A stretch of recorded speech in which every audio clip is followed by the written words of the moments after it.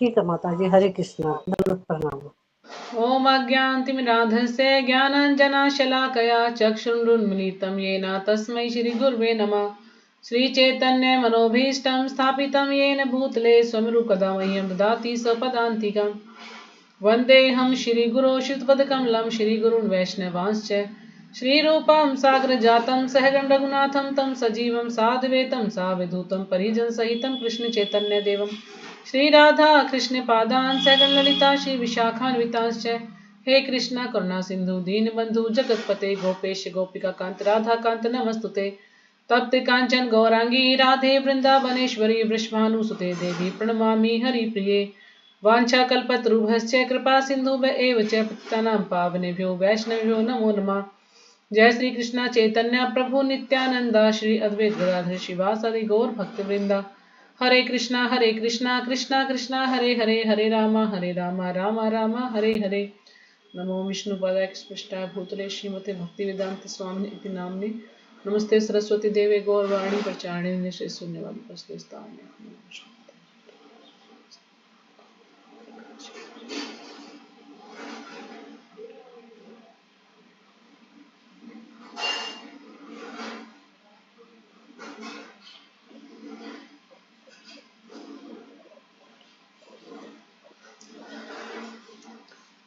तो आज हम करेंगे श्रीमद् भगवद गीता यथार्थ रूप। आप सभी भक्तों का हार्दिक स्वागत है आज की कक्षा में। आज कई दिन बाद हमारी जो है क्लास हो रही है। तो पहले हमने क्या किया था सबको याद है या भूल गए? तो एक बार हम रिकैप कर लेते हैं उसको। तो श्रीमद् भगवद गीता यथार्थ रूप इसमें है 18 अध्याय 700 श्लोक। और आज हम करेंगे अध्याय 13 प्रकृति पुरुष चेतना, और श्लोक संख्या आज हम करेंगे 5। समय बचा तो अगला भी ले लेंगे, नहीं तो 5वां ही कर पाएंगे। ठीक है। तो हमने किया था 13वां अध्याय शुरू, प्रकृति पुरुष तथा चेतना। तो जो इसका विषय है प्रकृति, तो प्रकृति आप सभी जानते हैं भौतिक जगत। ठीक है, इसको प्रकृति बोलते हैं। पुरुष, पुरुष वैसे तो भगवान के लिए होता है ना, परम पुरुष, लेकिन इस चैप्टर के हिसाब से जीव के लिए आया है पुरुष।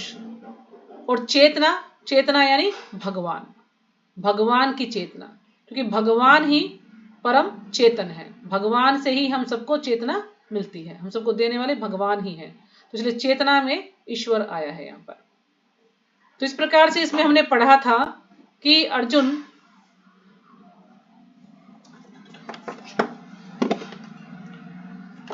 जो है भगवान से क्वेश्चन करता है कि उसे प्रकृति पुरुष क्षेत्र एवं क्षेत्रज्ञ तथा ज्ञान एवं ज्ञेय के विषय में जानने का इच्छुक हूं। तो इन 6 चीजों के बारे में अर्जुन जानना चाहता है। तो फिर भगवान अगले श्लोक में बोलते हैं कि हे कुंती पुत्र, यह शरीर क्षेत्र कहलाता है और इस क्षेत्र को जानने वाला क्षेत्रज्ञ है। जैसे कोई खेत है, खेत में इतने सारे मतलब खेत है, तो उस खेत को कौन, मतलब कि किसान है, किसान उसकी देखरेख कर रहा है। तो किसान उस खेत के बारे में जानता है कि इस खेत में क्या क्या है। या जो मालिक है, मालिक ने किसान को सौंप रखा है कार्य, तो जो मालिक है वो जानता खेत के बारे में कि खेत में क्या क्या है। तो ये जो मालिक है ये तो हो गए भगवान, और जो किसान है वो हम स्वयं आत्मा। तो एक आत्मा जो अपने शरीर के बारे में ही जानती है, वो किसी दूसरे के शरीर के बारे में नहीं जानती है। अब मुझे अपने शरीर के बारे में पता कि मुझे क्या दिक्कत है, लेकिन दूसरे के बारे में मैं नहीं जान सकती। तो इसी प्रकार से भगवान सबके बारे में जानते हैं। और हिसाब से देखा जाए तो हम अपने शरीर के बारे में अच्छे से नहीं जानते। हम अपने शरीर के बारे में अच्छे से जानते हैं कि कितने क्या है इसके अंदर, कैसे सारा सिस्टम चल रहा है, ये कुछ नहीं पता हम इसको, है ना। सिर्फ हम इंद्रियों के बारे में जानते हैं, इंद्रियां है, मन है, ये है, शरीर हाथ पैर है, बस इसके बारे में जानते हैं। और हमें कुछ नहीं पता अंदर क्या हो रहा है, कैसे क्या सिस्टम है, सब कुछ। तो इसलिए हम तो अपने शरीर के बारे में भी नहीं जानते, लेकिन भगवान हम सबके बारे में जानते हैं।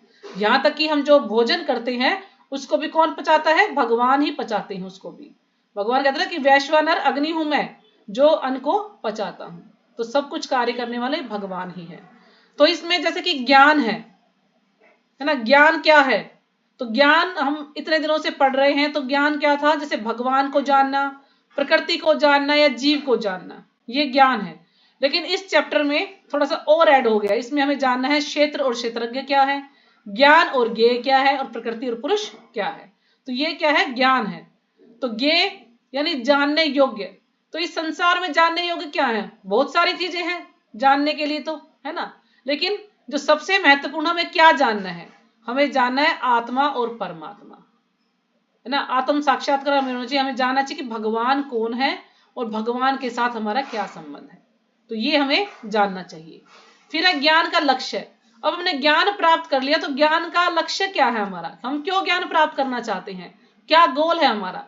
जैसे कोई इंजीनियर बनना चाहता है तो उसके लिए पढ़ाई करता है ना, वही इंजीनियर बनना है, उसका गोल है सेट, वही उसको इंजीनियर बनना है, उसको डॉक्टर बनना है।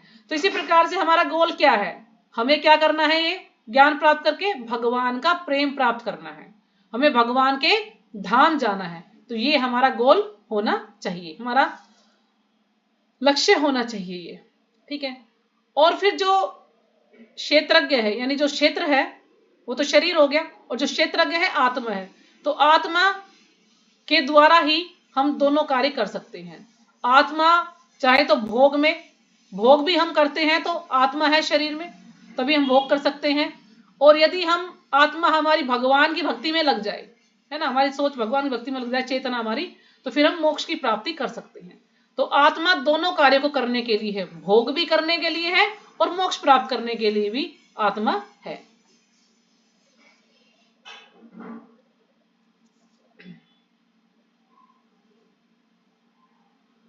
और ये जो शरीर है, इस शरीर के बिना तो आत्मा भी कुछ नहीं कर सकती, तो शरीर हमारा जरूरी है ना। आत्मा के ऊपर ये शरीर है, इस शरीर के कारण ही हम ये सब कार्य कर पा रहे हैं।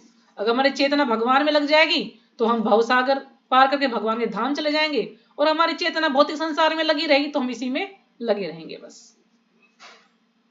तो ये हमने था हमारा पहला और दूसरा श्लोक, ठीक है। और इससे पहले हमने जो 1 से 6 अध्याय पढ़े वो क्या थे? कर्म योग। उसमें हमें कर्म करने के बारे में बताया था, कैसे हम कर्म के द्वारा भगवान की भक्ति कर सकते हैं। फिर दूसरे में हमने पढ़ा भक्ति योग। तो भगवान ने बताया कि भक्ति योग क्या है, वास्तव में भक्ति क्या है, ये हमें समझाया। अब हम पढ़ रहे हैं जो सेक्शन है, ये है ज्ञान का सेक्शन है, यानी 13 से 18 अध्याय ज्ञान के हैं, लेकिन इसमें हम कहेंगे ज्ञान मिश्रित भक्ति है, क्योंकि इसमें खाली ज्ञान नहीं है, ज्ञान के साथ साथ भक्ति भी हमें इसमें दिखाई दे रही है। तो यानी ज्ञान मेन है इसमें, लेकिन भक्ति भी है इसमें, तो दोनों चीजें हैं इसमें। तो इसको कहेंगे हम ज्ञान मिश्रित भक्ति, जो हमें धीरे धीरे भक्ति की तरफ लेकर जा रहा है। ये ज्ञान, ऐसा ज्ञान जो हमें भक्ति की तरफ ले जाए। तो ये हमारा हो गया था। तो अभी हम पढ़ते हैं, फिर था हमारा तीसरा श्लोक। तो तीसरे श्लोक में हमने पढ़ा कि हे भरतवंशी, तुम्हें ज्ञात होना चाहिए कि मैं भी समस्त शरीरों में ज्ञाता भी हूं, और इस शरीर तथा इसके ज्ञाता को जान लेना ज्ञान कहलाता है, ऐसा मेरा मत है। तो पहले हमने पढ़ा कि क्षेत्रज्ञ क्यों है, ये आत्मा है। लेकिन अब यहां पर भगवान अर्जुन को बता रहे हैं कि समस्त शरीरों में ज्ञाता मैं भी हूं। कभी तुम सोचो भाई आत्मा ही ज्ञाता है ना, मैं भी ज्ञाता हूं, यानी मैं भी क्षेत्रज्ञ हूं, मैं भी सबको जानने वाला हूं।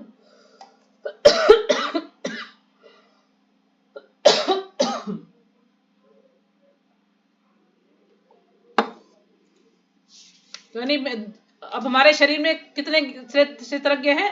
2।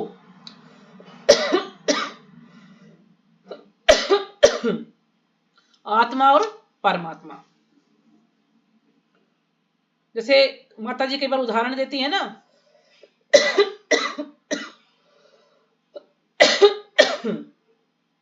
तो जैसे प्रभात जी में समझा रहे हैं कि जैसे राजा का उदाहरण देकर यहां पर, ठीक है, एक नागरिक सिर्फ अपने खेत के बारे में जानता है, अपने क्षेत्र के बारे में, लेकिन जो राजा है वो सबके क्षेत्र के बारे में जानता है। तो इसी प्रकार से जो भगवान है वो राजा है जो सबके बारे में जानते हैं, और जो नागरिक है यानी हम जो बद्धजीव, हम सिर्फ अपने शरीर के बारे में जानते हैं। तो जैसे माता जी उदाहरण देती है ना कि एक पक्षी की एक डाल है, उस पर 2 पक्षी बैठे हुए हैं, है ना। एक क्या कर रहा है? हमें देख रहा है, और दूसरा कार्य कर रहा है, यानी उन फलों को खा रहा है। तो ये जो फलों को खा रहा है वो क्या है? जीव। और जो हमें देख रहा है वो कौन है? परमात्मा, भगवान। तो इस प्रकार से 2 क्षेत्रज्ञ हैं। तो इसमें फिर प्रपात जी ने हमें बताया था कि हमें इनकी जानकारी जो है शरीर, आत्मा तथा परमात्मा के स्वरूप को की सम्यक जानकारी ज्ञान नाम से अभिहित की जाती है। यानी इन सबको क्या कहा गया है? ज्ञान। अभिहित यानी जानी जाती हैं। फिर आगे बता रहे थे हमें प्रभा जी की जो कर्म क्षेत्र तथा कर्म के ज्ञाता को नहीं समझता उसे पूर्ण ज्ञान नहीं होता है ना। जो कर्म क्षेत्र को और कर्म के ज्ञाता को यानी क्षेत्रज्ञ को नहीं समझता उसे पूर्ण ज्ञान नहीं होगा, उसको नहीं मान सकते कि इसको पूरा ज्ञान है। तो मनुष्य को प्रकृति पुरुष, पुरुष कौन यानी प्रकृति का भोक्ता। तो जो जीव है वो भोक्ता है, लेकिन जीव इतना ही भोग कर सकता है जितना भगवान ने उसे दिया है ना। अपने कर्मों के अनुसार जो जो हमें शरीर मिला है, जो जो हमें सुविधाएं मिली हैं, उसी के अनुसार हम भोग कर सकते हैं। तो ये भगवान ने ही हमें दिया है। तथा ईश्वर वह ज्ञाता जो प्रकृति एवं व्यष्टि आत्मा का नियामक है। तो इन दोनों के ऊपर कौन है? भगवान है, यानी जीव को भी कंट्रोल कर रहा है और प्रकृति को भी कंट्रोल कर रहे हैं भगवान। फिर यहाँ पे उदाहरण था एक कि उसे इन तीनों के विभिन्न रूपों में किसी प्रकार का भ्रम नहीं पैदा होना चाहिए, है ना। तो प्राजी हमें समझा रहे थे कि जो तीनों चीजें हैं कि शरीर, आत्मा और परमात्मा, तो हमें इनों में कोई भेद नहीं करना चाहिए। प्रकृति, पुरुष, चेतना, इसमें कोई भेद नहीं करना चाहिए, भ्रमित नहीं होना चाहिए।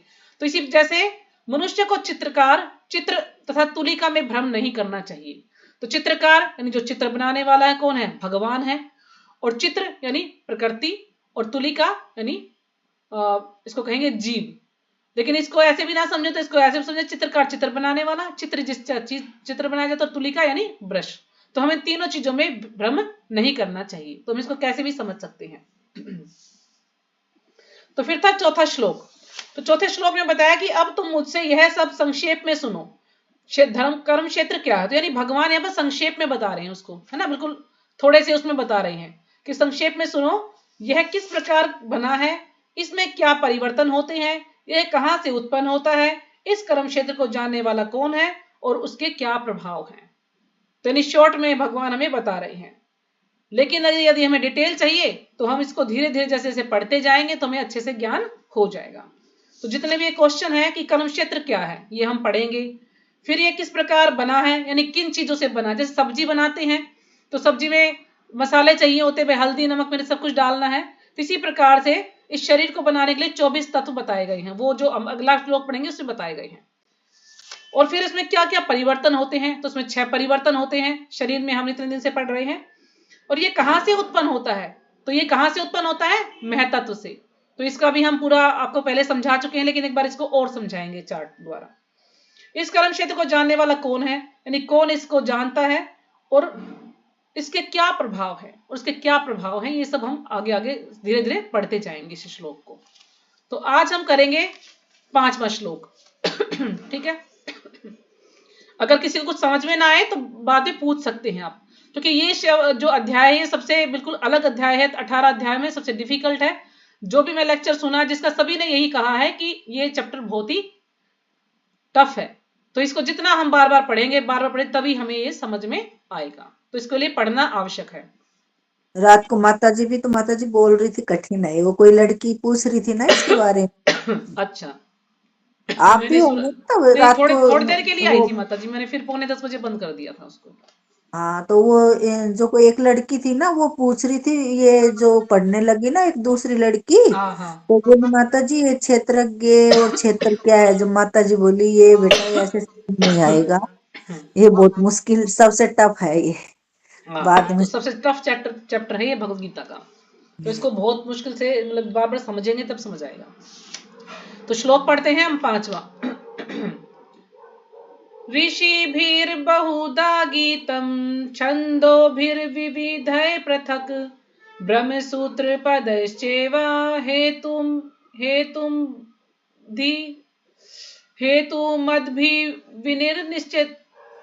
हेतुमद्भिर्विनिश्चिते। ऋषिभिर्बहुधा गीतं छन्दोभिर्विविधैः पृथक् ब्रह्मसूत्रपदैश्चैव हेतुमद्भिर्विनिश्चिते। तो ठीक है, पढ़िए, थोड़ा मुश्किल है। तो हरे कृष्ण इसमें जो माता जी, शब्दार्थ हैं उसके अनुसार पढ़ लीजिएगा आप लोग। श्रीमद् भगवत गीता यथारूप अध्याय 13 श्लोक संख्या 5। और इस ये तो माता जी ने बता ही दिया था। वो तो ऋषि भी बहुधा गीतम छंदो विविधैः पृथक् ब्रह्मसूत्र पदश्चैव हेतुमदि भव विनिश्चितैः। हरे कृष्णा माता जी, सादर प्रणाम सभी को। हरे कृष्ण माता जी, दंडवत प्रणाम। सभी के चरणों में दंडवत प्रणाम। श्रीमद् भगवत गीता यथारूप, इसमें कुल अध्याय 18 हैं और 700 श्लोक हैं। हम 13वें अध्याय पे हैं।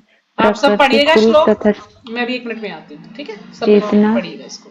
और उसमें कुल 35 श्लोक हैं। हम 5वें श्लोक पर हैं। ऋषिभिरुदा गीतं छन्दोभिः विविधा पृथक् ब्रह्मसूत्रपदे च एव हेतुमद्भिः विनश्यति। हरे कृष्णा माता जी, प्रणाम। हरे कृष्णा। और कोई माता जी बोल सकती है? हरे कृष्णा माता जी, दंडवत प्रणाम। हरे कृष्णा माता जी। माता जी आपकी 2 वो आ गई है मेरे पास, भगवत गीता। ठीक है माता। ठीक है माता। ऋषि भी बहुधा गीतम छंदोभिः दे पृथक् ब्रह्मसूत्र पदेश एव हेतुमर्दि विनिश्चिते। हरे कृष्णा माता जी, दंडवत प्रणाम। और कोई माता जी?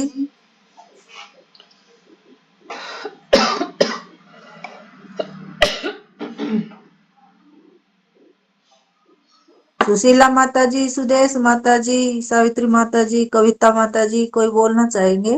कोई नहीं बोल हरे रहा। कृष्णा। सुदेश माता जी हो रही, अभी आई हूँ भगवत गीता उठा के, अभी बोल। ठीक है जी, बोलिए। एक मिनट माता कम जी। संख्या है, 2-3 दिन से लोग कम आ रहे हैं। शादियों में बिजी हरे होंगे शायद। कृष्णा माता जी, सादर प्रणाम। शादियों में क्यों हो रखे हैं? सभी माता जी को सादर प्रणाम। 5वां श्लोक है ना माता हाँ जी, जी, हाँ जी, अध्याय 5वां। 13 का। भगवत गीता यथारूप, अध्याय 13, प्रकृति पुरुष तथा चेतना, श्लोक संख्या 5। ऋषिभिः बहुधा गीतं छन्दोभिः विविधैः पृथक् ब्रह्मसूत्रपदै च एव हेतुमद्भिः विनिश्चितैः। हरे कृष्ण।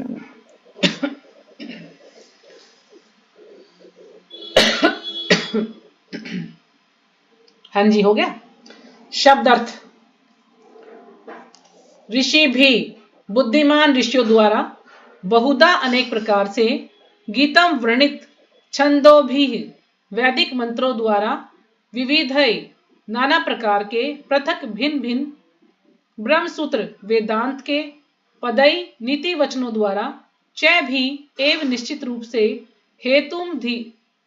हेतु मद भी, कार्य कारण से, विनिश्चितई, निश्चित।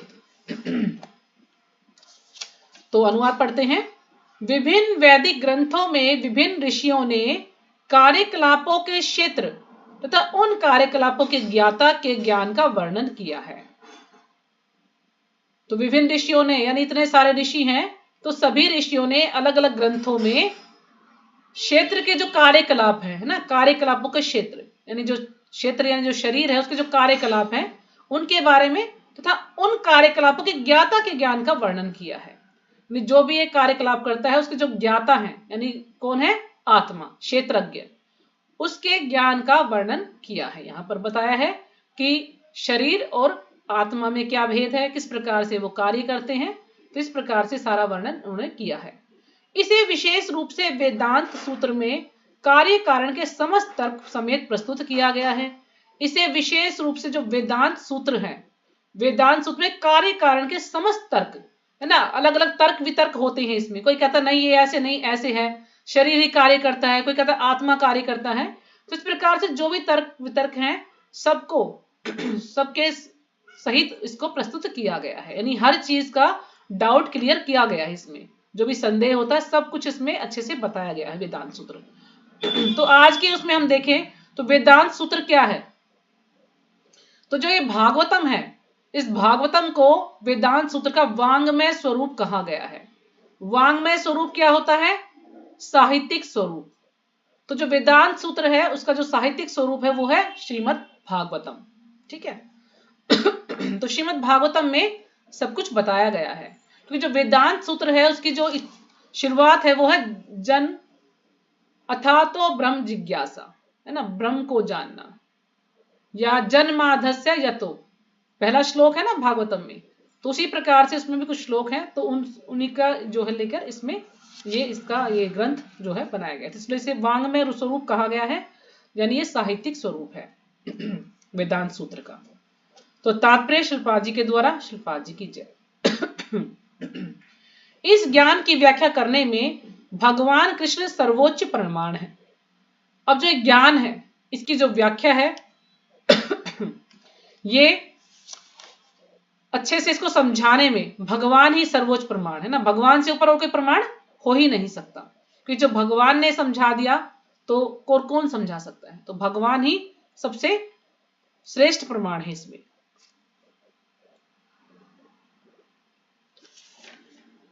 तो यहां पर इसमें जो बताया गया कि इस ज्ञान की व्याख्या करने में भगवान कृष्ण सर्वोत्तम प्रमाण है, फिर भी विद्वान तथा प्रामाणिक लोग सदैव पूर्ववर्ती आचार्यों का साक्ष्य प्रस्तुत करते हैं। लेकिन फिर भी जो विद्वान है या जो प्रामाणिक है, जो कि गुरु परंपरा से आए हैं, हमारे जो पूर्ववर्ती आचार्य हैं उनका साक्ष्य प्रस्तुत करते हैं, जैसे कि हमारे शिल्पवाद जी हैं, गुरु महाराज है, या जो भी वरिष्ठ वैष्णव का हम लेक्चर सुनते हैं, तो सब कहीं ना कहीं से हमें रेफरेंस बताते हैं कि ये उस ग्रंथ में ऐसे उसने आचार्य ने ऐसा लिखा है, तो बताते हैं ना हर चीज में, ये ब्रह्म नारदी पुराण से है, ये उपनिषद है, ये वहां से है, ये इसमें से लिया गया है, तो ये उस ऋषि ने लिखा है। तो हम सब प्रमाण प्रस्तुत करते हैं ताकि जो हमारी जो बात है वो सिद्ध हो जाए कि हाँ ये सत्य है, क्योंकि सभी का इसमें मत है, सब लोगों ने इसको सही बताया है। इस प्रकार से सब साक्ष्य प्रस्तुत करते हैं।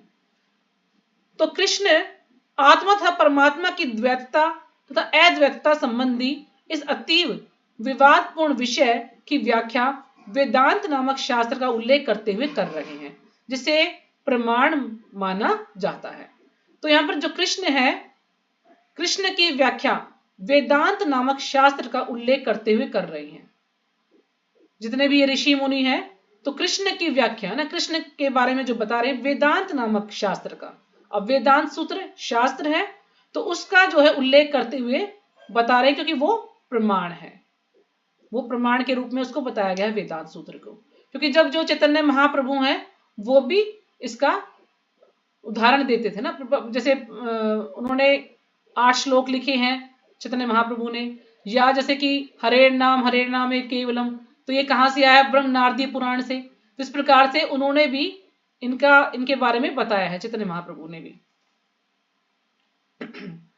तो सर्वप्रथम हम कहते हैं, जैसे भगवद गीता का 15वें अध्याय का 15वां श्लोक है ना, कौन सा श्लोक है वो, सर्वस्य चाहम हृदय सन्निविष्टो।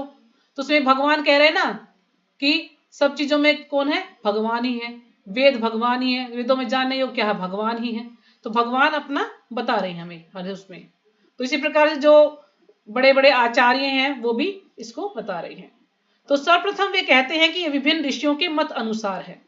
तो भगवान यहाँ पर क्या बता रहे हैं कि ये सब विभिन्न ऋषियों के ही अनुसार है, मत अनुसार। तो यहाँ पर भगवान का जो विनम्रता का गुण बताया गया है। वैसे तो भगवान ही सब कुछ करने वाले, लेकिन भगवान ऋषियों के बारे में यहाँ बता रहे हैं, क्योंकि अर्जुन को बता रहे हैं ना भगवान कि ऋषियों ने भी इसके बारे में बताया है।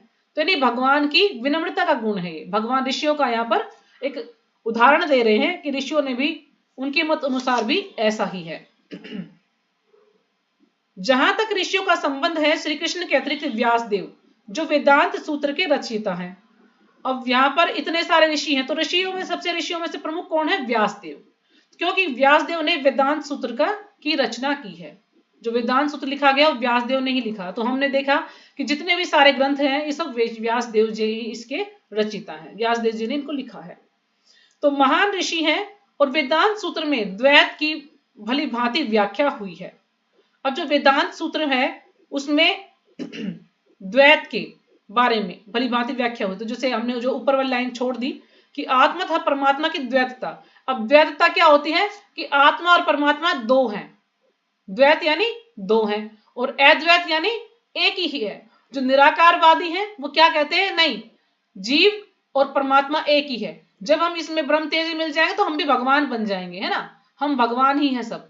लेकिन जो भक्त हैं वो क्या कहते हैं, द्वैत है हम, यानी आत्मा अलग है और भगवान अलग है, तो दो हैं, लेकिन वो कहते हैं एक ही है सब कुछ। तो जैसे प्रभुपाद जी इनके बारे में कई बार बोलते थे, प्रभुपाद जी बोलते थे कि इनको वेदांती नहीं, अब वो कहते ना कि हमें वेदांत सूत्र का ज्ञान है, तो प्रभुपाद जी कहते हैं कि वेदांती नहीं, इनको वेदांती कहा जाना चाहिए।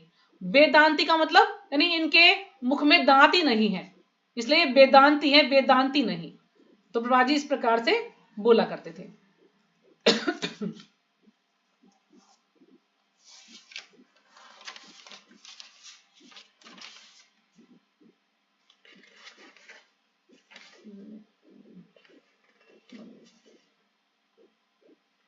तो जैसे फिर आगे पढ़ते हैं,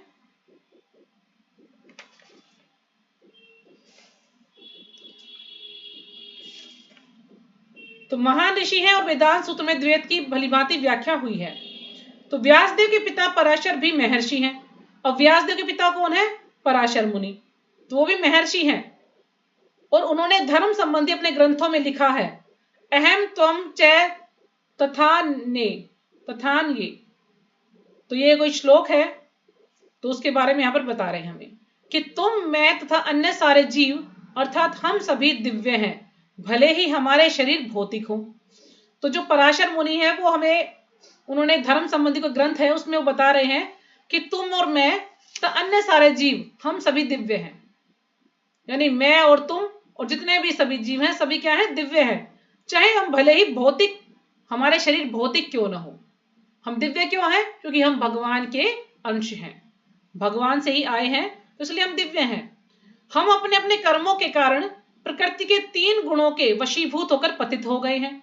अब हम कर्मों के कारण, अलग अलग कर्म के कारण, जैसे जैसे जिसने कर्म किया तो उसी के अनुसार जो है हम प्रकृति के जो 3 गुण हैं उनके वशीभूत हो गए, है ना। प्रकृति के कारण ही हम जो 3 गुण होते हैं उनमें वशीभूत हो जाते हैं, उसी के कारण हमें शरीर मिलता है ना, पतित हो गए हैं। तो शरीर हमें जैसे कुत्ते का, बिल्ली का मिल गया, किसी को मनुष्य का मिल गया, किसी को गधे का मिल गया, घोड़े का मिल गया, इस प्रकार से हमें शरीर मिलता है। क्योंकि जब हम शरीर त्यागते हैं तो उस समय जो हमारी चेतना होती है, हम किस गुण में रहते हैं, किस चीज का हम विचार करते हैं, उसी प्रकार से हमें शरीर प्राप्त होता है। फलतः कुछ लोग उच्चतर धरातल पर हैं और कुछ निम्नतर धरातल पर हैं। अब कुछ लोग उच्च धरातल पर हैं और कुछ निम्न धरातल पर हैं। जैसे कि मान लीजिए कोई मजदूर है, अब जो मजदूर की जो चेतना है ना, मजदूर क्या सोचता है, क्या कार्य करता है, और दूसरा कोई वैज्ञानिक है, साइंटिस्ट है, तो उसकी चेतना कैसी है, वो क्या कार्य करता है। तो जो मजदूर है उसका लेवल कम मिलेगा और जो साइंटिस्ट है उसका लेवल थोड़ा ज्यादा मिलेगा, क्योंकि उसको ज्ञान थोड़ा ज्यादा है, उसको ज्ञान थोड़ा कम है। तो इस प्रकार से ये अलग अलग लेवल है सबका।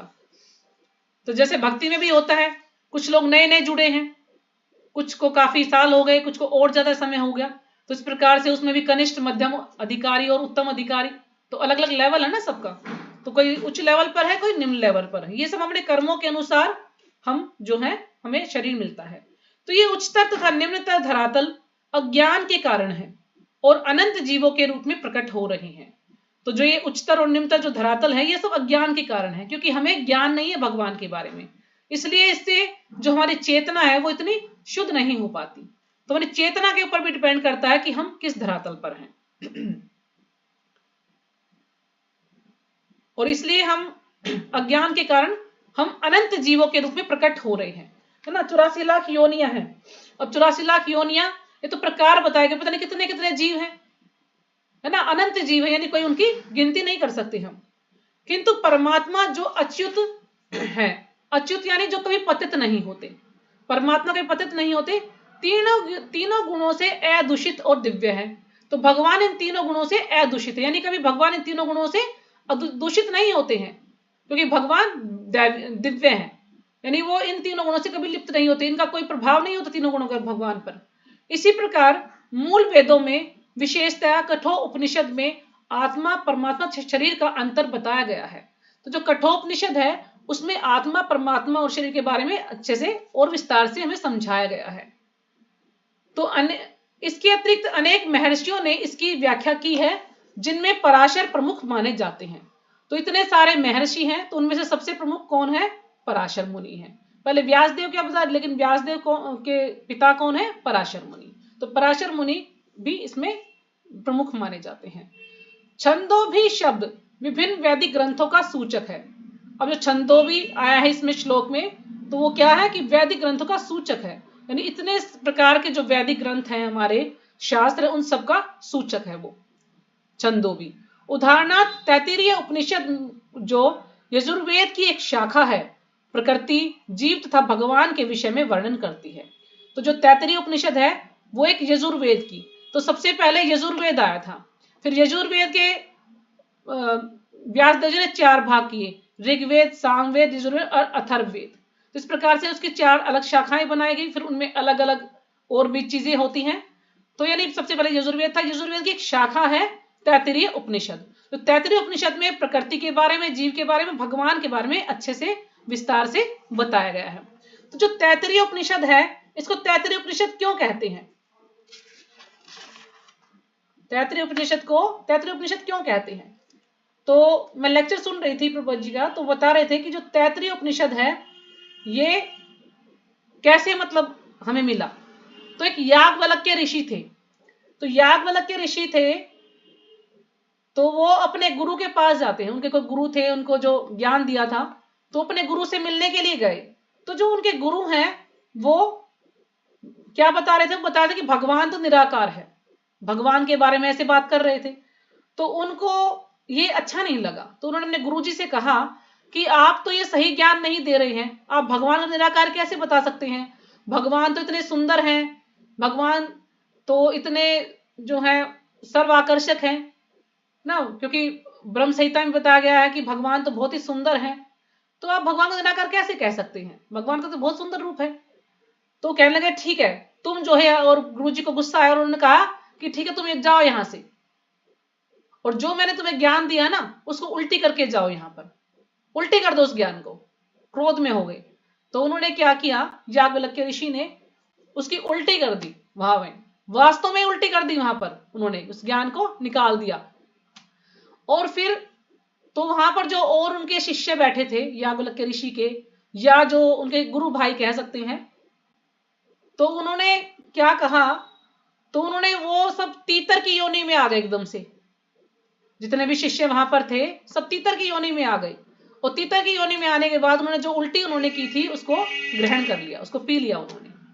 और जब पीने के बाद फिर उन्होंने वेदों का ज्ञान दिया, तो वो हमें फिर उसको कहा गया है तैत्तिरीय उपनिषद, यानी तीतरों से वो आया है, तो उसके लिए तैत्तिरीय उपनिषद उसको कहा गया है, जो भी उन्होंने वेदों का ज्ञान हमें दिया, तो इसलिए ये तैत्तिरीय उपनिषद का नाम आया है। ठीक है, तो जैसा कि पहले कहा जा चुका है, क्षेत्र का अर्थ कर्म क्षेत्र है ना, हमने पहले पढ़ा है ये दूसरे श्लोक में कि क्षेत्र का अर्थ क्या है, कर्म क्षेत्र है, यानी ये कर्म क्षेत्र इसलिए ताकि हम इस शरीर के द्वारा हम कर्म करते हैं, जो भी हम कर्म करते हैं उसके अनुसार हमें शरीर मिलता है, और फिर हम फिर से कर्म करते हैं इस शरीर के द्वारा ही, क्योंकि जब शरीर नहीं है तो फिर हम कर्म कैसे करेंगे। तो ये शरीर हमारा जो है मुक्ति का कारण भी है और ये भोग का कारण भी है, शरीर के कारण ही जो है आत्मा भोग भी करती है और मुक्त भी होती है।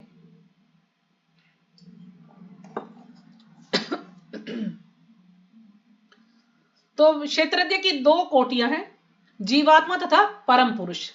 जैसा कि तैत्तिरीय उपनिषद में ये जो यहां पर 2.9 लिखा है तो ये गलत है, ठीक है, तो इसकी जगह आप लिखिएगा 2.5.1, ये 2.9 की जगह आप लिखिएगा 2.5.1, ठीक है, ये प्रिंटिंग में कुछ गड़बड़ होगी तो गलत छपा है।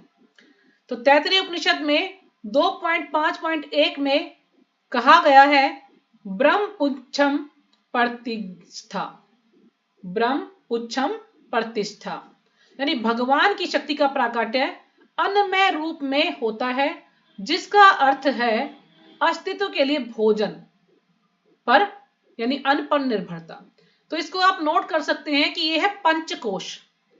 पंचकोश में ये 5 चीजें हम पढ़ेंगे, अन्नमय रूप, फिर उसके बाद हम करेंगे प्राणमय रूप, फिर है ज्ञानमय रूप, और फिर है विज्ञानमय रूप, और फिर सर्व आनंदमय रूप। तो ये इसको कहा गया पंचकोश। तो ये अलग अलग कोश हैं, तो इसलिए पंचकोश के नाम से इसको जानते हैं। तो भगवान की शक्ति का प्राकट्य अन्नमय रूप में होता है। तो जिसका पहले जो भगवान है अपनी शक्ति का विस्तार किसमें करते हैं? अन्नमय रूप में। तो इसलिए यहां पर कहा गया है कि अन्नमय रूप किसको कहा गया है, यानी मान लीजिए आप एक छोटा सा बच्चा है, तो जो छोटा सा बच्चा है उसको कुछ ज्ञान तो है नहीं, तो वो क्या करेगा? उसको भूख लगेगी तो वो क्या करेगा? रोना शुरू कर देगा। माँ उसको दूध पिला देगी या खाना खिला देगी, वो खाना खा के सो जाएगा। तो उसको इतना ही ज्ञान है, तो उसको कहा गया है कि अन्नमय कोश में है ये, यानी उसको सिर्फ इतना ही पता है, बस खाना है और सोना है, खाना और सोने तक की उसकी चेतना है विकसित, उसको इतना ही ज्ञान है। तो इसको कहा गया है अन्नमय रूप। और ये अन्नमय रूप जो है भगवान का ही प्राकट्य, भगवान की शक्ति का ही प्राकट्य ही अन्नमय रूप, क्योंकि अन्न कौन कहां से आ रहा है? भगवान ही तो दे रहे हैं ना। तो इसलिए भगवान ने अपनी शक्ति का विस्तार किया है अन्न के रूप में। तो जैसे यहां पर बता रहे हैं राज्य में, जिसका अर्थ है अस्तित्व के लिए भोजन पर निर्भरता, यानी भोजन पर वही निर्भर है, वो उसको और ज्यादा ज्ञान नहीं है। तो जो इस सोच के जो लोग हैं, यानी इतनी जिसकी चेतना ऐसी है, बस हमें तो बस खाना सोना पीना बच्चे पैदा करना यही काम है ना, मेन जो है बस खाना और सोना ही है। तो उनकी जो स्थिति है यानी वो अभी अन्नमय स्तर पर ही है। ऐसे व्यक्ति अन्नमय स्तर पर बस खाने और सोने की चिंता है उनको, और कोई चिंता नहीं है, और कोई ज्ञान नहीं है उनको। फिर है दूसरा, आगे पढ़ते हैं हम। तो यह ब्रह्म की भौतिकतावादी अनुभूति है। तो यानी जो ये अन्नमय रूप है, ये है ब्रह्म की भौतिकतावादी अनुभूति है, यानी ये सब भौतिक के लिए है, भौतिकता के लिए ही है, शरीर से ही संबंधित है मतलब ये। तो अन्न में परम सत्य की अनुभूति करने के पश्चात फिर प्राणमय रूप में मनुष्य सजीव लक्षणों या जीवन रूपों में परम सत्य की अनुभूति करता है। फिर उसके बाद थोड़ा एक स्टेप थोड़ा सा बढ़ता है, वो प्राणमय रूप में आता है। तो प्राणमय रूप में क्या होता है कि बच्चे को थोड़ा सा ज्ञान होता है। जैसे ना बच्चे को हम थोड़ा सा मारेंगे थप्पड़, शैतानी करेगा तो वो तो उसको पहले ही हो जाएगा ना कि अब मुझे थप्पड़ लगने वाला, तो डर जाएगा पहले कि नहीं नहीं आप मुझे मारो मत। तो उसको ये ज्ञान हो जाएगा कि मतलब मैं हूं, कुछ शरीर हूं मैं, उसको ये ज्ञान है भाई मुझे कोई कष्ट पहुंचाएगा, कोई मारेगा या कोई प्यार करेगा, उसको पता लग जाएगा ये। तो ये है प्राण में रूप, यानी उसको अपने शरीर की चिंता है।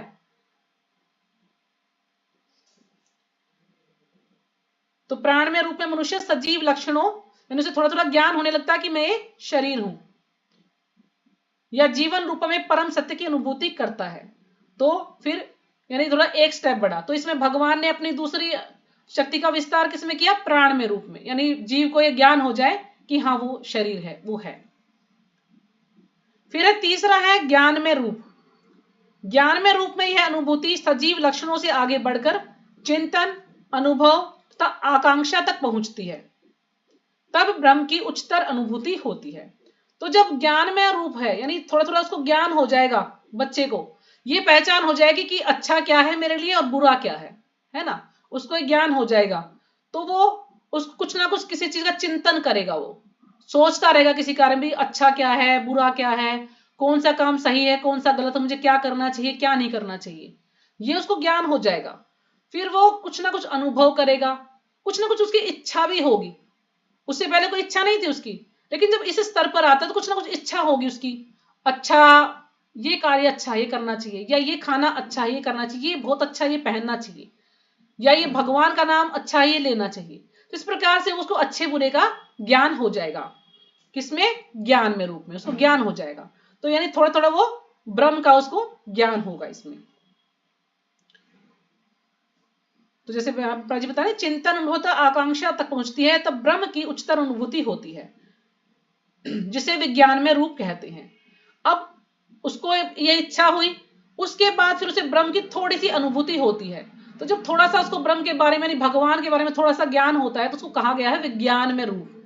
तो भगवान फिर अपनी शक्ति का विस्तार विज्ञान में रूप में करते हैं, जिसमें जीव के मन तथा जीवन के लक्षणों को जीव से भिन्न समझा जाता है। यानी फिर उसको थोड़ा समझ आ जाता है कि मैं शरीर नहीं आत्मा हूं, और शरीर अलग है ना, और शरीर का कार्य क्या है? भगवान की सेवा करना। यानी उसको ये अनुभव होने लगता है कि भाई मुझे क्या करना है, मुझे भगवान का नाम लेना है, भगवान की सेवा करनी है। क्योंकि पहले तो उसने देखा, फिर वो धीरे धीरे उसको ये ज्ञान होने लगा कि नहीं नहीं, मुझे तो भगवान की भक्ति करनी है, भगवान का नाम लेना है। जिसमें जीव के मन तथा जीवन के लक्षणों को जीव से भिन्न समझा जाता है ना, उसके जो मन है और जो भी उसकी इच्छाएं हैं, उसको धीरे धीरे ज्ञान हो जाता है कि तुम्हें शरीर नहीं आत्मा हो, शरीर से अलग है ये सब कुछ। इसके पश्चात परम अवस्था आती है।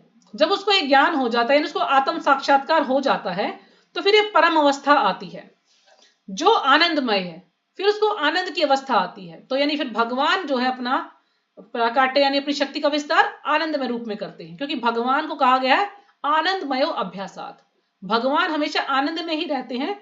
तो फिर जीव को धीरे धीरे ये आनंद की अनुभूति होती है, अर्थात सर्व आनंद में प्रकृति की अनुभूति है। फिर इसको आनंद का अनुभव, जैसे जैसे भक्ति में बढ़ता है उसको आनंद का अनुभव होने लगता है। जैसे कि एक बार एक ब्रह्मचारी था, तो उससे मिलने के लिए एक व्यक्ति आया मंदिर में और उसने कहा कि भाई तुम तो बहुत बड़े त्यागी हो, सब कुछ त्याग के इतना जो है ऐसा सादा जीवन यहाँ पर बिता रहे हो, इतने जो है तुमने ये वस्त्र जो है धारण किए, सन्यासी का जीवन तुम बिता रहे हो, बड़े त्यागी हो भाई तुम तो उसने कहा तो ब्रह्मचारी ने कहा कि नहीं नहीं, हम तो क्या त्यागी हैं, हम सबसे बड़े त्यागी तो आप हो। उसने कहा आप क्या त्यागी? बोला आप सबसे बड़े त्यागी हो, क्योंकि आपने तो भगवान को ही त्याग दिया है, इसलिए आप सबसे बड़े त्यागी हो, है ना। तो सबसे बड़े त्यागी आप हो कि भगवान को ही त्याग दिया। तो आप कल देख रहे होंगे आप आस पास में कि कितने सारे लोग हैं जो भगवान को जानते हैं ना, भगवान को जानना ही नहीं चाहते। जैसे मैं कल भगवत गीता बांटने गई, किसी ने स्पॉन्सर की थी 11 गीता, तो प्रभु जी ने मुझे कहा कि इनको बांट सकते हैं हम, पैसे लेने की जरूरत नहीं है। वैसे भी मैंने जो आज तक जितनी गीता बांटी फ्री में ही बांटी है, पैसों में कोई देता ही नहीं, पैसे में मांगती ही नहीं किसी से, और ज्यादा बांटती भी नहीं हूँ, 5-10 बांट देती हूँ बस आस पड़ोस में। तो मैं गीता लेके गई, मैंने दीदी को कहा दीदी कह रही मैं तो आज नहीं जा सकती, तू इसको ले जा, ये जो लड़की लगा रही काम के लिए इसको ले जा। मैं इसको लेके चली गई, मैं चल दोनों चलते हैं।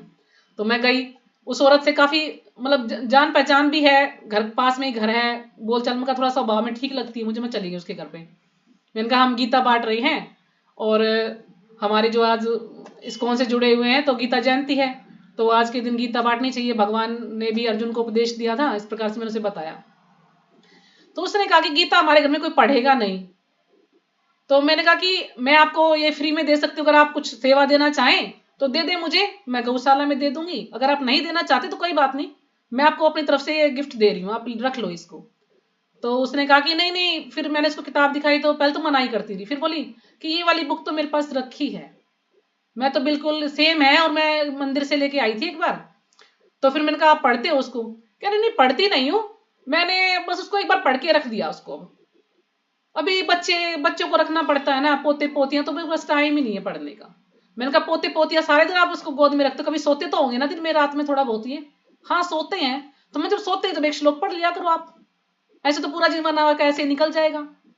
कह रही हाँ पढ़ूंगी, अभी टाइम ही नहीं मिल रहा ना। तो फिर मैंने कहा चलो कोई बात नहीं, आपके पास है तो आप ये गीता रख लो, किसी को गिफ्ट कर देना।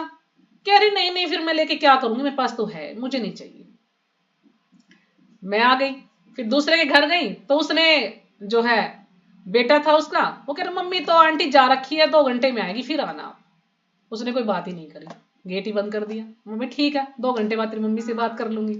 एक के पास गई मैं, तो मैंने उसको गीता दी, दुकान वाला ही पास में ही है, तो मैंने कहा भाई ये गीता ले लो। कह रहे नहीं आंटी मैं तो गीता नहीं पढ़ता हूँ, मेरे पास तो बिल्कुल भी टाइम नहीं है गीता पढ़ने का, मैं तो पढ़ ही नहीं सकता।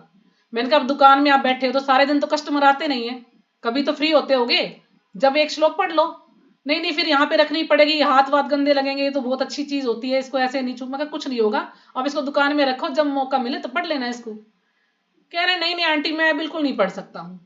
फिर मुझे थोड़ा गुस्सा आया, मैंने उसको कहा कि जो मुसलमान है वो 5 बार नमाज पढ़ते हैं तो उनका भला हो रहा है कि नहीं, तुम हिंदुओं का भला कैसे होगा? तुम हिंदू होकर ही गीता नहीं पढ़ोगे तो तुम्हारा भला कैसे होगा, तुम ये बताओ। कहने का हाँ बात तो ठीक कह रहे हो आप, फिर भी मैं नहीं पढ़ सकता। फिर उसका कोई दोस्त बैठा था, कह रहा ये पढ़ लेगा, इसको दे दो। मैंने फिर उसको दे दी, वो कह रहा चलो मैं नहीं पढ़ूंगा तो मेरी वाइफ पढ़ लेगी, कोई तो पढ़ ही लेगा घर में।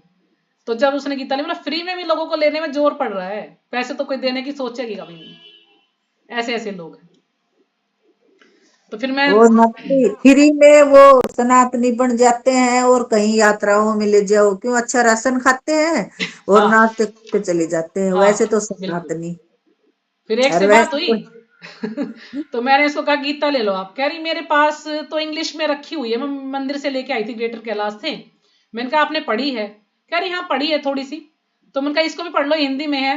आप नहीं पढ़ो तो आपके घर में कई दुरानी जिठानियां आपकी, उनको दे देना, वो पढ़ लेंगे। नहीं नहीं कोई भी नहीं पढ़ेगा दीदी, बेकार रखी रहेगी, कोई नहीं पढ़ेगा।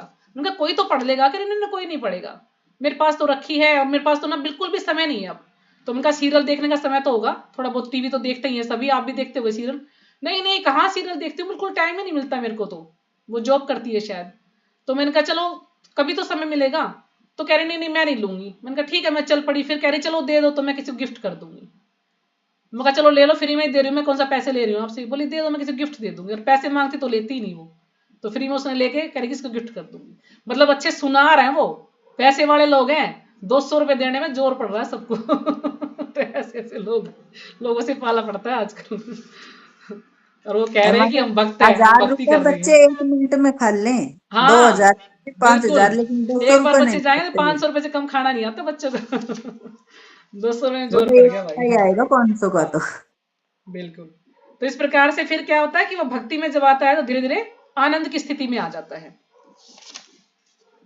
फिर उसको भगवान के आनंद की अनुभूति होती है। जैसे मैंने आपको एग्जाम्पल दिया ना कि उसने कहा कि तुम तो त्यागी हो, तुम सबसे बड़े त्यागी हो। ये क्यों? क्योंकि अरे एक व्यक्ति ऐसा कि उसने मतलब भगवान के लिए अपना घर बार सब कुछ त्याग दिया, इतना त्यागी, उसको कोई फर्क ही नहीं पड़ा, है ना। इतने अच्छे परिवार, जैसे हम गोपाल कृष्ण महाराज का उदाहरण ले, प्रपात जी का उदाहरण ले, कि किस प्रकार से उन्होंने अपना घर बार छोड़ दिया, किस लिए? भगवान को प्राप्त करने के लिए, इस भक्ति करने के लिए घर बार छोड़ दिया। जबकि कितने रिच परिवार से थे गोपाल कृष्ण महाराज, लेकिन एक मिनट में छोड़ दिया सब कुछ। यानी जब व्यक्ति ऐसा हो जाता है तो उसको कहते हैं सर्व आनंद में। यानी उसको इतना आनंद आ गया भक्ति में कि उसको और किसी चीज की इच्छा ही नहीं रही बिल्कुल भी, वो सिर्फ भगवान में ही ध्यान लगा रहता है उसका सारे दिन। तो आगे पढ़ते हैं इसको, टाइम भी होने वाला है। तो इनमें से प्रथम 3 अवस्थाएं, नहीं इनमें से प्रथम 3 अन्नमय, प्राणमय तथा ज्ञानमय अवस्थाएं जीवों के कार्यकलापों के क्षेत्रों से संबंधित होती हैं। तो ये 3 अवस्थाएं किससे? क्षेत्रों से संबंधित, यानी शरीर से संबंधित होती है 3 अवस्थाएं ये शुरू की। परमेश्वर इन कार्यकलापों के क्षेत्रों से परे हैं, लेकिन जो परमेश्वर है वो एक जो कार्य है शरीर के, इनसे अलग है भगवान। और आनंदमय है, भगवान तो हमेशा आनंद में रहते हैं। वेदांत सूत्र भी परमेश्वर को आनंदमय अभ्यासात कहकर पुकारता है। भगवान स्वभाव से आनंदमय है, अपने दिव्य आनंद को भोगने के लिए वे विज्ञानमय, प्राणमय, ज्ञानमय तथा अन्नमय रूपों में विस्तार करते हैं, है ना। भगवान हमेशा आनंद में रहते हैं, तो इस आनंद का अनुभव करने के लिए भगवान अपना विस्तार करते हैं अन्नमय में, अन्नमय रूप में, प्राणमय रूप में, विज्ञानमय रूप में और आनंदमय रूप में। तो कार्यकलापों के क्षेत्र में जीव भोक्ता यानी क्षेत्रज्ञ माना जाता है, किंतु आनंदमय उससे भिन्न होता है। यानी कार्यकलापों के क्षेत्र में जीव को भोक्ता कहा गया है, लेकिन आनंदमय उससे अलग होता है। इसका अर्थ यह हुआ कि यदि जीव आनंदमय का अनुगमन करने में सुख मानता है तो वह पूर्ण बन जाता है ना। यदि जीव आनंदमय का अनुगमन करने में, है ना, इसमें भगवान की भक्ति में अपने आप को सुखी मानता है, उसको अच्छा लगता है, तो वास्तव में पूर्ण बन जाता है। क्योंकि सच्चा सुख क्या है? भगवान का नाम लेना, भगवान की भक्ति करना, यही सुख है। और चाहे हमें कितना भी सुख मिल जाए वो क्षणिक सुख होता है, थोड़ी देर के लिए सुख मिलेगा फिर दुख, सुख दुख चलता रहेगा। लेकिन यदि भगवान की भक्ति हम करते हैं तो वो व्यक्ति सुखी सुख है, उसको सुखी लगेगा। वो कुछ कोई दिक्कत आएगी तो कभी ऐसा नहीं सोचेगा कि मुझे कुछ दुख है, हमेशा खुश ही रहेगा कि हाँ भगवान की कुछ ना कुछ योजना होगी, अगर मुझे कुछ दुख मिला है तो वो हमेशा सुख का अनुभव करता है उसमें। इसका अर्थ यह हुआ कि यदि जीव आनंदमय का अनुगमन करने सुख मानता है तो पूर्ण बन जाता है। क्षेत्र के ज्ञाता क्षेत्रज्ञ रूप में परमेश्वर की और उसके अधीन ज्ञाता के रूप में जीव की तथा कार्यकलापों के क्षेत्र की प्रकृति का यह वास्तविक ज्ञान है। तो यानी क्षेत्र के ज्ञाता क्षेत्रज्ञ के रूप में परमेश्वर की, परमेश्वर क्या है? क्षेत्रज्ञ है, और जीव भी क्षेत्रज्ञ है, और उसके अधीन ज्ञाता के रूप में, और हम सब क्या है? हम भगवान के अधीन है। तो जो ज्ञाता है उसके अधीन है हम जीव की, यानी भगवान की और जीव की तक कार्यकलापों के क्षेत्र की प्रकृति का यह वास्तविक ज्ञान है। यानी तीनों चीजों का ज्ञान है, जीव का भी, भगवान का भी और प्रकृति का भी। वास्तविक ज्ञान यानी बिल्कुल असली ज्ञान है ये। वेदांत सूत्र या ब्रह्म सूत्र में इस सत्य की गवेषणा करनी होगी। तो वेदांत सूत्र या ब्रह्म सूत्र में गवेषणा का अर्थ क्या है? इसकी खोज करनी होगी या इसका अध्ययन करना होगा। हमें इस चीज का, इस वास्तविक ज्ञान का अध्ययन करना होगा किसके अनुसार? वेदांत सूत्र के अनुसार, या ब्रह्म सूत्र जिसको कहा गया है। उसमें हमें भगवान के बारे में ज्ञान मिलेगा। यहां इसका उल्लेख हुआ है कि ब्रह्म सूत्र के नीति वचन कार्य कारण के अनुसार सुंदर रूप में व्यवस्थित हैं। इनमें से कुछ सूत्र बताए गए हैं इसमें। तो कुछ सूत्र हैं यहाँ पर। नैवेद्य श्रुते 2.3.2, दूसरा है नात्मा श्रुते 2.3.3.18 तथा परातु तच छुते 2.3.40। यानी प्रथम सूत्र कार्यकलापों के क्षेत्र को सूचित करता है। तो प्रथम सूत्र जो है क्या है? वो कार्यकलापों के क्षेत्र यानी जीव के जो कार्य है उनको सूचित करता है। दूसरा जीव को, नहीं, पहला शरीर को और दूसरा जीव को, और तीसरा परमेश्वर जो विभिन्न जीवों के आश्रय तत्व हैं उसको, उसके बारे में हमें बताता है।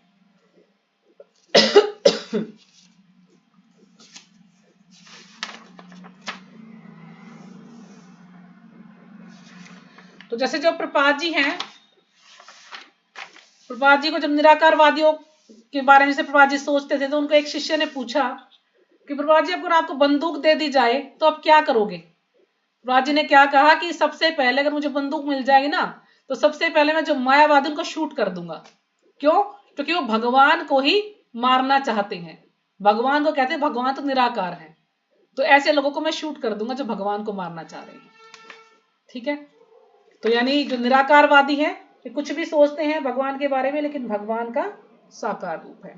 ये सारी चीजें जो बताई हैं तो ये भगवान के शक्ति की विस्तार है। तो ठीक है, दूसरा श्लोक तो नहीं हो पाएगा। मैं सोच रही थी कि दूसरा कर पाएंगे, लेकिन दूसरा श्लोक तो देखने में छोटा है लेकिन वो इससे भी बड़ा है। ठीक है, और फिर अगला श्लोक तो बहुत बड़ा है, मेरे ख्याल में 2-3 दिन में उसको पूरा करना पड़ेगा। बहुत सारे गुण हैं इसके अंदर, उसको एक एक गुण को समझाना पड़ेगा। कोई नहीं माता जी, धीरे धीरे करवा दो। हाँ जी बिल्कुल, ये चैप्टर धीरे धीरे लेना पड़ेगा क्योंकि इसमें हम भागम भाग नहीं कर सकते, समझ ही नहीं आएगा। और मुझे लग रहा है अभी भी शायद समझ नहीं आया होगा आप लोगों को, नींद आ रही होगी इसमें, क्योंकि अभी ये चैप्टर ही ऐसा है तो हम क्या कर सकते हैं। नहीं, नींद तो नहीं आई माता जी। हाँ, तो इसमें अगर कुछ ना समझ आया हो ना आप लोग तो पूछ सकते हैं, हम 2 बार 3 बार जितना बार हो पाएगा बताने की कोशिश करेंगे।